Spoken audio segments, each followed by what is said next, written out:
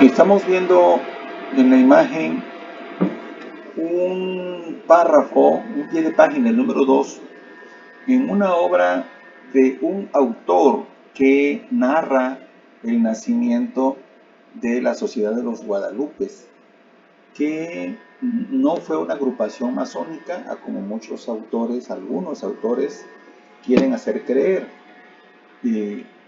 Que se ha difundido esta versión así y pasa con los Caballeros Racionales y con la Sociedad del Águila Negra, que fundó Guadalupe Victoria, un puente nacional en Veracruz. Ninguno de esos tres grupos fue masónico, si bien eran sociedades secretas, en razón de que eran grupos que tenían una secrecía en función del peligro que corrían por impulsar la insurgencia, apoyar la insurgencia. Entonces, en este pie de página, el autor refuta a Lucas Alamán, que habla de que esta agrupación se fundó en una fecha que el autor desestima, dice, esa no fue la fecha. Dice el autor, la Sociedad de los Guadalupes había comenzado su organización y sus trabajos casi tan luego como el señor Hidalgo se retiró del Monte de las Cruces. Esto fue a fines de octubre de 1810, de manera que los guadalupes comenzaron a trabajar seguramente en noviembre, diciembre de 1810, antes de lo que dice Lucas Alamán, y por eso este autor lo desmiente. Así que este es el nacimiento de los guadalupes, después de la batalla del Monte de las Cruces. Vamos a ver ahora algunos lugares en donde ellos trabajaron, donde sesionaban. Vamos a ver aquí, dice, el autor de estas memorias, que es lo que estamos comentando. Este autor referirá ahora lo que vio y supo en su misma casa y familia, porque este autor perteneció a los guadalupes. Entonces dice, ¿dónde trabajaron los guadalupes? Una agrupación no masónica. Se reunían, dice, unas veces en la casa del que escribe, en la calle Cerrada de Jesús, número 1, en la Ciudad de México. Y él hacía de secretario, dando cuenta de las comunicaciones que se recibían de los generales del Ejército Independiente. Porque como los guadalupes no fue una agrupación masónica, realmente se dedicaban a servicios de espionaje, información, ayuda económica, alimentos, una imprenta, etc.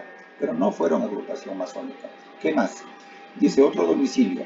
Otras veces se reunían en la casa de don Agustín Gallegos, tío del que escribe, el autor de este libro. Este libro que estoy citando aquí lo pueden encontrar descargable desde mi libro, La masonería en la presidencia de México. Lo menciono en la página 34 de mi libro. Bueno, esta casa donde trabajaban los Guadalupe se llamaba la Escobillería. La Escobillería era la casa donde vivía Agustín Gallegos y era en Candelaria de los Patos. Actualmente es prácticamente la puerta del Metro Candelaria en la Ciudad de México. Dice el autor, frente a la capilla del barrio de San Jerónimo Atlético. Este libro es de 1869. Lo voy a anotar aquí por un ladito, 1869. De entonces es este libro. Obviamente vivía el autor y lo narró en primera persona porque él vivió desde dentro a la agrupación de los Guadalupes. ¿Por qué esta casa de Agustín Gallegos era importante y cómoda para que se reunieran? Dice, porque era una casa que tenía negocios, un beneficio de metales, una almidonería, una carrocería, es decir, hacían carros de diligencias, pues, un corral para ordeñar vacas y otros departamentos.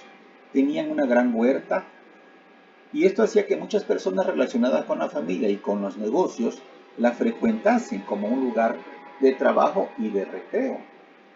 Y eso hacía que el gobierno ni la policía se dieran cuenta de lo que estaban fraguando también, dice, porque llegaban los integrantes de los Guadalupes y se mezclaban dentro de los negociantes y paseantes y no se daban cuenta de lo que ocurría. Entonces dice el autor, esta era una garantía para que se pudieran tener en aquel sitio las reuniones de los guadalupes. Por tal motivo, dice el autor, la familia del autor, mi familia, estaba al alcance de cuanto pasaba con Calleja, porque miren, sorpresa, el virrey Calleja da a entender este autor que formaba parte de los Guadalupe, una cosa verdaderamente novedosa. Y dice, también estaban inmiscuidos Francisco Manuel Sánchez de Tagle y el licenciado don Antonio de Cristo y Conde. Este Antonio de Cristo y Conde era un cubano que resultó inmiscuido en el escándalo que ocurrió en 1808 con Fray Melchor de Talamantes. Era, dice aquí el autor, asesor general que había sido de Tiburigaray en 1808. Y yo me he preguntado a veces, simplemente me he preguntado, no tengo pruebas de que a lo mejor de aquí tomó el nombre Porfirio Díaz para su logia, la Logia Cristo, porque a mí me parece muy complicado que un liberal masón como Porfirio Díaz tome el nombre de una deidad cristiana para su logia. Es una posibilidad, una mera especulación, lo confieso. Bueno, sigo leyendo. Y este Cristo y Conde, envuelto en la persecución que fue reducido, estuvo preso en el cuartel del batallón de comercio. Eran las personas que trataban directamente con Calleja, el virrey. Planes que se habían adelantado hasta el punto de estar ya para fijarse el día en que había de hacerse el movimiento, es decir, la insurrección Calleja, impulsando desde los Guadalupe la insurrección. En este estado de cosas le llegó a Calleja su nombramiento de virrey. Con esto quedaba halagada su ambición y se dio por satisfecho. Tagle y Cristo, que nada sabían de que Calleja había recibido su nombramiento de virrey, pasaron a verlo al día siguiente y hablaron, como siempre, con él. Calleja los escuchó con aparente tranquilidad y luego ocurrió lo siguiente. Les dijo Calleja, porque son mis amigos, no los mando fusilar. ¿No saben ustedes que yo soy ya el virrey desde anoche? Están hablando con el virrey de la Nueva España. Anoche recibí mi nombramiento en mis despachos. Tagle y Cristo se retiraron inmediatamente a dar parte a la Asociación de los Guadalupe. Y se retiraron a la casa de Agustín Gallegos, que ya vimos que estaba allí, en esta calle de la Escobillería, ya vimos el nombre, que es actualmente conocido como Emiliano Zapata, al norte de la Central Tapo de la Cámara de Diputados, en la actual Ciudad de México, entre Metro Candelaria y Metro San Lázaro, precisamente.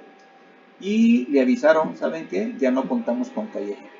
En honor de la verdad, es necesario decir, dice el autor, que aunque Calleja conocía el secreto de la Asociación de los Guadalupes, no abusó de ese secreto.